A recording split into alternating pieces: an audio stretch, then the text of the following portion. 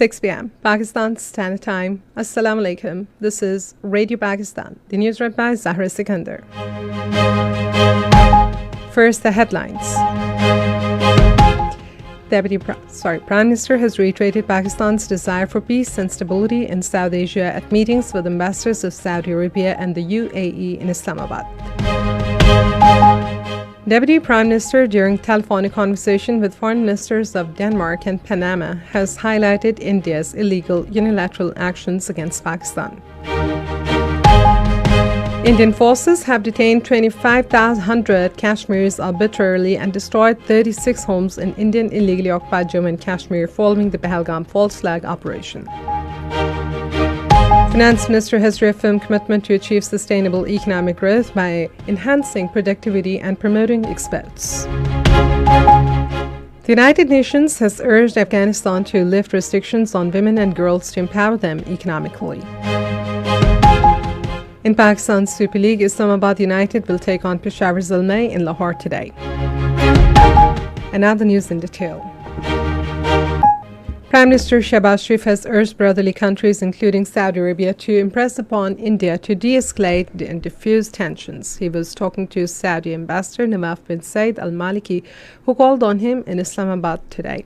The Prime Minister reaffirmed Pakistan's desire for peace and stability in South Asia, while sharing Pakistan's perspective on recent developments in South Asia after the Pahalgam incident. Shehbaz Sharif said Pakistan condemns terrorism in all its forms and manifestations. Prime Minister outrightly rejected baseless Indian accusations linking Pakistan to the Pahalgam incident without any evidence and reiterated his call for a transparent and neutral international investigation into the incident.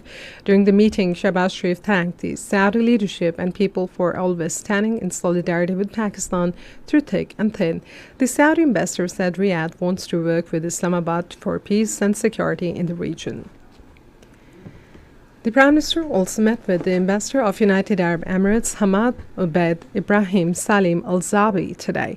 During the meeting, the Prime Minister conveyed his warm wishes to UAE President Sheikh Mohammed bin Zayed Al Nahyan and thanked the UAE for its unwavering support to Pakistan, which bears testament to the historic, deep-rooted fraternal ties between the two countries. Shehbaz Sharif shared Pakistan's perspective on recent developments in South Asia since the Pahalgam incident. He said Pakistan has been itself the biggest victim of terrorism. Prime Minister also urged brotherly countries, including the UAE, to impress upon India to de-escalate and diffuse tensions. He reaffirmed Pakistan's desire for peace and stability in South Asia. The UAE ambassador said that UAE would work closely with Pakistan for maintaining regional peace and security. Deputy Prime Minister has held separate telephonic conversations with Danish Foreign Minister Lars Løkke Rasmussen and Foreign Minister of Panama Javier Eduardo Martinez Equa Westqua. Isagdar briefed both the foreign ministers on the evolving regional situation and the measures taken by Pakistan's National Security Committee in response to India's baseless accusations and its unilateral and provocative actions. He strongly rejected India's decision to hold Indus Waters Treaty in abeyance, which is a clear violation of treaty provisions and international law.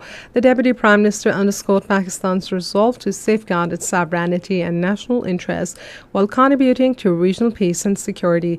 Expressing concern of the escalation, foreign ministers of Denmark and Panama emphasized the importance of both sides exercising restraint. India continues to use state terrorism as official policy to collectively punish Kashmiris in Indian illegally occupied Jammu and Kashmir. According to Kashmir Media Service, a fresh wave of brutal repression has gripped illegally occupied Jammu and Kashmir following the Pahalgam false flag operation, in which over 2,500 Kashmiris have been arbitrarily detained and 36 homes destroyed by the Indian forces. The Modi regime is deploying every tool of state oppression to crush the Kashmiris' freedom movement and fake encounters. Extrajudicial killings, cordon and search operations, and mass raids have become the norm in the occupied territory. In April alone, 9 Kashmiris were martyred and properties of 31 civilians seized across illegally occupied Jammu and Kashmir. India's crime in the territory amount to blatant violations of international law and human rights, and the world community must act now and hold India accountable for its crimes against humanity in occupied Jammu and Kashmir. Indian forces personnel in their continuing violent harassment raided and searched over a dozen houses in different areas of Srinagar city of Indian illegally occupied Jammu and Kashmir. According to Kashmir Media Service, Indian police on orders of Indian Home Ministry and New Delhi installed Communal Lieutenant Governor Manoj Sinha continued their acts of state terrorism and atrocities under the Black Law of Unlawful Activities Prevention Act against peace and freedom-loving Kashmiris in the occupied territory. During search operations, the Indian forces also seized house and bank accounts and bank documents, mobile phones, and other digital devices of the inmates. Pakistan's ambassador to the United Nations, Asim Iftikhar Ahmed, has met United Nations Secretary General Antonio Guterres and discussed the latest developments in the region. The discussion focused on the evolving security situation in South Asia. The ambassador reiterated Pakistan's commitment to regional stability and peace. This is Radio Pakistan. Finance Minister Mohammad Aurangzeb has reaffirmed government's commitment to achieve sustainable and inclusive economic growth by enhancing productivity and promoting exports. During a Zoom meeting with representatives of Standard & Poor's Global Ratings, he emphasized continuity of reforms across key sectors and more active debt management strategies. He said country's external portfolio is well managed with foreign exchange reserves projected to reach $14 billion by end of June. Planning Minister Ahsan Iqbal has urged Pakistani business community in the UAE to actively contribute to enhancing Pakistan's exports and attracting foreign investment to support the country's economic growth.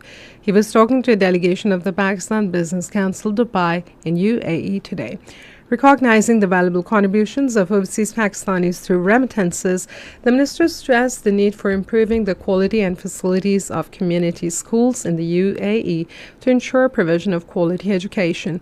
He also underscored government's commitment to enhancing consular services and assured that necessary steps would be taken to expand the premises of the Consulate General in Dubai. The United Nations has urged Afghanistan to lift restrictions on women and girls and comprehensive support to women-led businesses to be provided.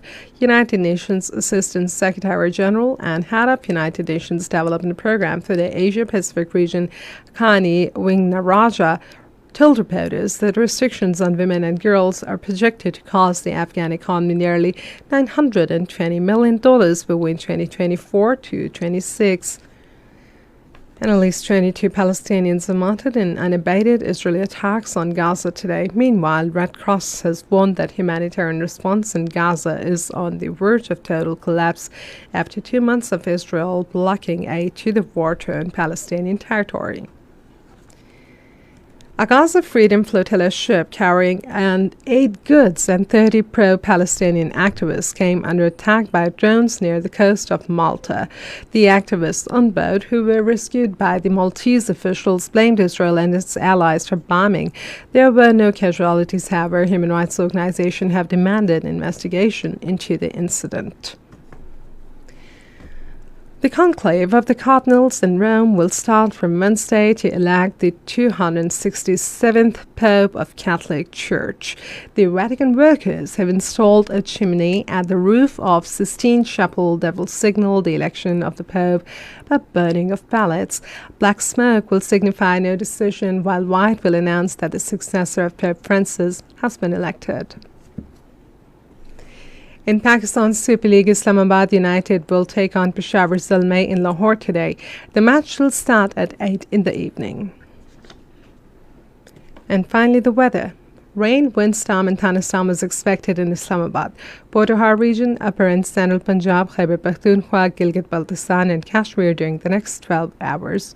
Isolated hailstorms with heavy falls may also occur during the period. Dust, thunderstorm, and rain is expected at isolated places in South Punjab, Upper Sindh, and Northeast Balochistan during evening and night.